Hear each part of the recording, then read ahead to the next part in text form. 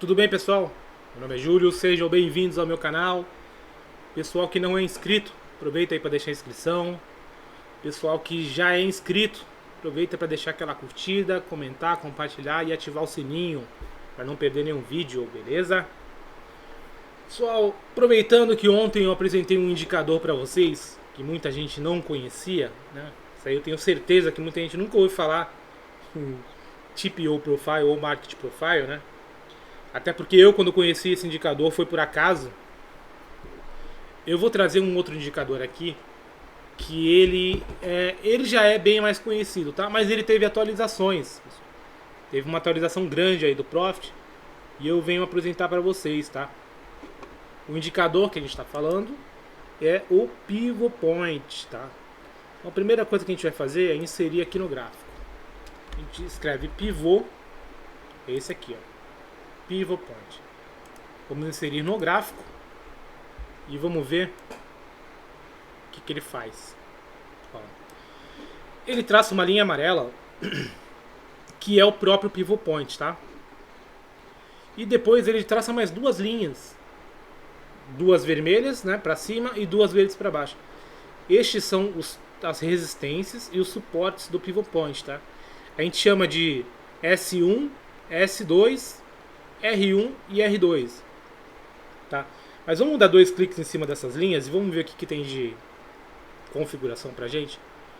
A primeira coisa que a gente pode fazer é mudar, né, o formato das linhas e as cores, né? Vou mudar aqui só para um pontilhado, vai ficar tudo pontilhado, né? Aqui que está a novidade, pessoal. E o Profit, ele trouxe uma porrada de novas configurações do Pivot Point, tá?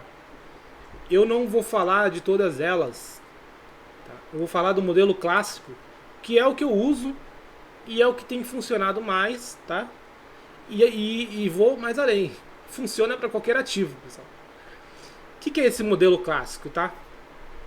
Se a gente mudar aqui para parâmetros, a gente tem o cálculo do pivô. Então, como é que ele funciona? A gente tem dois tipos de cálculos, tá? Ele vem configurado com esse aqui, máximo, mais mínimo, mais fechamento dividido por 3. O que é isso? Ele pega a máxima do dia anterior, soma com a mínima do dia anterior, mais o fechamento do dia anterior, pega esse resultado e divide por 3. E este resultado é o tal do Pivot Point, é a linha amarela, tá? E a outra forma de calcular é essa daqui, que é a abertura do dia anterior, ou seja, né, é a mesma coisa de cima, só que ele põe a abertura junto e aí divide por 4. Então, vamos mudar aqui para ver. Olha lá, mudou as linhas de lugar, né? Por quê? Porque o cálculo mudou. Então, se a gente vier aqui em parâmetros, a gente vê, né, colocando a abertura, ó, e dividindo por 4, o valor muda. Tá, e aí, mas qual que é o correto? Qual que funciona melhor? Então, aí que tá. Os dois funcionam, pessoal. Por incrível que pareça, os dois funcionam, tá? Aqui a gente tem números de linhas, tá? Essa aqui foi outra atualização do Profit. Até pouco tempo atrás a gente só tinha a opção de 2 linhas e 3 linhas, tá? Tanto que eu usava 3 linhas. Agora eles adicionaram essa quarta e essa quinta linha, que eu nem sei como é que é calculado, tá? Porque eu sei, não vem não vem ao caso agora, pessoal. Esse cálculo porque ele é bem complexo, tá? Mas ele pega esses valores, por exemplo, ele pegou o Pivot Point. Aí ele vai pegar o Pivot Point e somar com a máxima do dia anterior. Aí ele joga uma linha. Aí ele soma a mínima, entenderam? Eles vão fazendo cálculos matemáticos usando estes valores aqui, ó, abertura, máxima, mínima e fechamento, e vão colocando linhas. Então, até a segunda e a terceira, até as linhas 2 e 3, eu sei como é que funciona. A quarta e a quinta, eu não tenho nem ideia e nem quero saber, pessoal. Mas bacana, se tem, né, mais opções pra gente, é melhor a gente usar. Então, se a gente olhar agora, ó, olha só. Ele, além do Pivot Point, ele está colocando mais 5 linhas para cima e mais 5 linhas para baixo. Ou seja, 5 suportes, 5 resistências. Beleza? Mas lembra que eu falei que existem, né, duas formas de calcular? Então a gente colocou um ali, vamos colocar mais um. Tá? Já está aqui pivô. Vamos adicionar um segundo, tá? Ó, aqui a gente tem, né, os dois pivô points. O que a gente adicionou agora está embaixo. Então a gente vai... Vamos mudar aqui de novo, né? E a gente mantém em clássico. O que está no gráfico, pessoal, o primeiro está usando a abertura. Então a gente nesse não vai usar a abertura. Vai usar só a máxima, mínima e fechamento. E vamos colocar 5 linhas também. Então olha só como as linhas de resistência e de suporte ficaram duplicadas, né? Por quê? Porque são os dois cálculos, né, do pivot point. Vamos dar um zoom aqui. Fazer outra coisa, né, que eu esqueci de fazer. Vamos deixar pontilhado também essa linha do pivot point, para a gente não confundir. Então a gente pode vir aqui em aparência do pivot point e deixar pontilhado também. Se a gente não quiser, pessoal, que fique aparecendo essas linhas em dias anteriores, a gente pode desativar aqui, tá? Mas a gente vai deixar porque a gente vai fazer um backtest visual, né? Então vamos deixar a linhazinha ali, ó. Vamos mudar aqui para pontilhado também. Beleza, tá aqui, ó. Coincidentemente, né? O índice está travado justamente entre os dois pivot points, né? A hora que ele sair daqui, onde que ele vai encontrar resistência, né? O suporte mais para cima. Então vamos olhar em gráficos de dias anteriores. Tá? Olha só.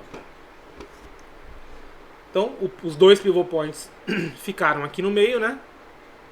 Coincidentemente, né? De novo, ele ficou travado aqui no pivot point. E quando ele rompeu, né? Um dos pontos que ele parou foi um pivot point. Aqui ele nem conseguiu, nem teve força para vir no pivot point de baixo. Então por isso que a gente tem que usar as duas configurações. Vai ter dia que ele vai segurar no pivot point lá sem a abertura. Vai ter dia que ele vai segurar no pivot point com abertura. E vai ter dia que os dois pivot points vão estar juntos. Aí esse dia é o melhor dia, né, pessoal? Porque o pivot point vai estar com o dobro de força, né? Vamos olhar aqui o dia 26. Olha aqui para cima. Tá. No dia 26 a gente abriu com um gapzinho, né? O nosso pivot point ficou lá para cima, né? Então olha só. Ele não chegou a tocar no pivot point, né? Mas ele interagiu bastante com os nossos suportes, né? E onde o preço segurou, né? No final do dia foi justamente em um pivot point. Vamos olhar para cá. Olha só. Pivot point. Segurou aqui, segurou aqui, segurou aqui, segurou aqui. Aqui ele rompeu, né? Vamos olhar só mais um dia para trás.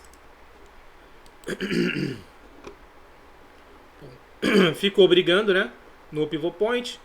Veio aqui para testar o próximo suporte, né? Brigou aqui, ó. Aqui ele rompeu, né? O suporte do pivot point, mas depois não conseguiu passar para cima de novo, ó. Ficou brigando, tá? Agora, funciona só no índice? Não, funciona para tudo. Vamos ver no dólar?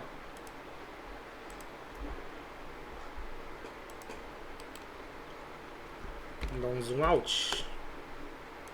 Bom, o dólar também ficou brigando no pivot point, né? Não chegou a testar suportes e resistências, né? Agora, olha no dia da notícia, que bacana, né? Agora olha aí no dia da notícia também, que bacana, pessoal. Como ele respeita, né? Olha onde ele foi segurar, né? E depois aqui para voltar, ele não conseguiu superar os pivot points, né? Olha como ele ficou brigando aqui, né? Vamos ver mais um dia. Ó. Ele superou, né, os dois pivot points e depois não conseguiu perder mais, né? Durante o dia inteiro. Foi interagir com as nossas resistências. Aqui não segurou tanto, né? Obviamente não vai ser sempre que vai segurar, né, pessoal? Senão seria muito fácil. Não seria só colocar uma venda quando bate ali ou uma compra quando bate no suporte, né? Mais uma vez, né? Aqui ele ficou longe dos pivot points, né? As linhas, pessoal, que mais funcionam, que mais tem força, são as linhas amarelas, que são os próprios pivot points, né? Essas linhas aqui, que são traçadas de resistência e suporte, são linhas que são traçadas, né, com cálculos matemáticos. Então elas vão funcionar mais como uma resistência psicológica, né, e um suporte psicológico. Mas não deixa de funcionar, né? Olha aqui. Ele superou o pivot point, não voltou mais para testar, rompeu a nossa resistência, voltou, não conseguiu perder, tentou perder de novo, não conseguiu, e assim por diante. Se a gente vê em ações também, funciona muito bem, pessoal. Funciona muito bem. Acho que entrou em leilão, né? Vale.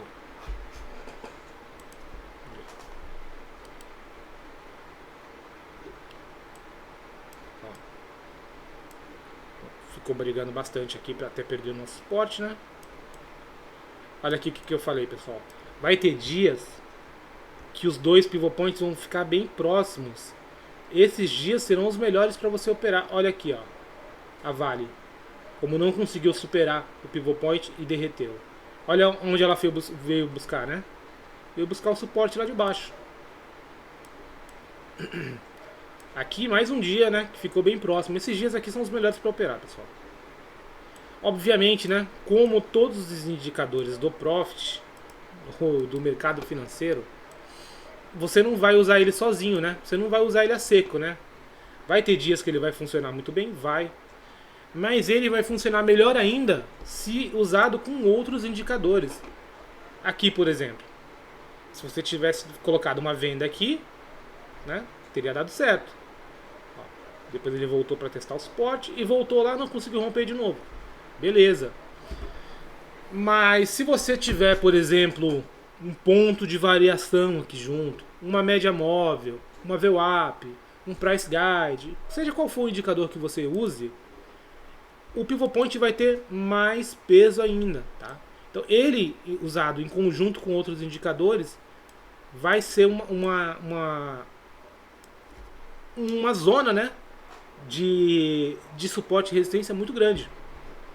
Então, como tudo que eu mostro para vocês, né, testem, pessoal, testem bastante, coloquem aí no gráfico de vocês. Vocês podem inclusive pegar um deles, que é o que eu fazia até um tempo atrás, e mudar as cores, tá?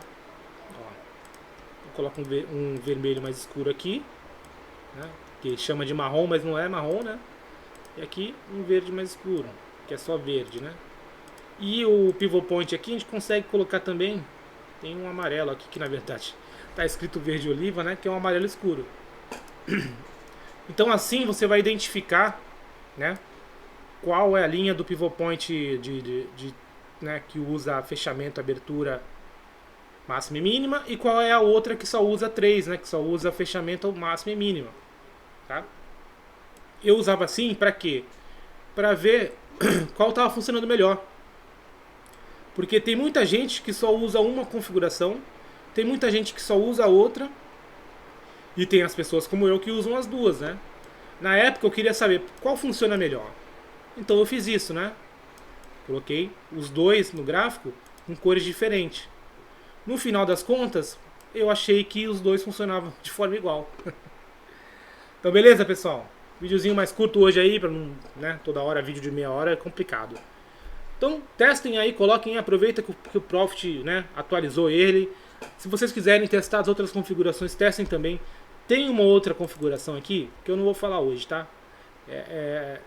Vou pegar um outro dia para explicar. Ó, tá vendo que tem aqui um método Leandro Stormer? Então essa aqui é um pivot point que o pessoal lá da LS, né, fez baseado em Fibonacci, tá? Então depois eu faço um vídeo falando melhor sobre isso aqui. O Stormer usa esse aqui, né? O método Leandro Stormer, ele coloca aqui uns níveis de Fibonacci e aí é traçado um pivot point no gráfico usando cálculos de Fibonacci, tá? Então depois a gente vai ver direitinho esse pivot point aí, como é que ele funciona, como que dá para ser usado, se funciona melhor do que, né, o nosso pivot point tradicional. Beleza? Então é isso aí, pessoal. Bom final de semana para vocês. Um abraço e até segunda-feira.